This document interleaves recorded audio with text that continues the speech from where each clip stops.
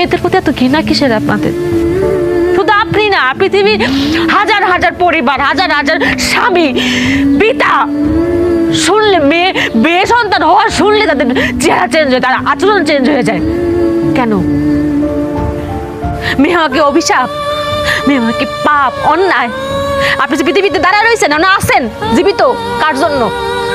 আল্লাহ তাআলা কোন একটা নারীর মাধ্যমে, একটা মেয়ের মাধ্যমে আপনি পাঠাইছে। আপনার মাও কিন্তু একটা মেয়ে। কোন কিতাব, কোন কোরআন বই পুস্তকে লেখা আছে যে বাপের পায়ের নিচে সন্তানের বেহেশত?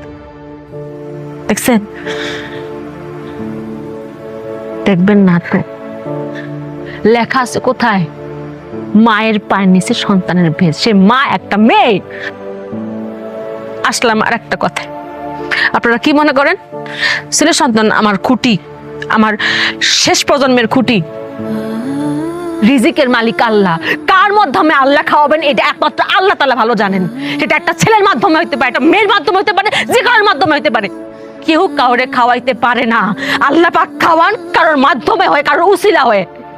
আর ছেলেটা যদি খুঁটি হইতো তাহলে এই বাংলাদেশে বৃদ্ধাশ্রমের সংখ্যা বাড়তো না।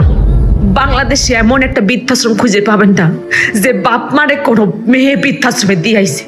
খোঁজ নিয়ে দেখেন, প্রত্যেকটা বৃদ্ধাশ্রমে দিয়েছে তার ছেলে সন্তান।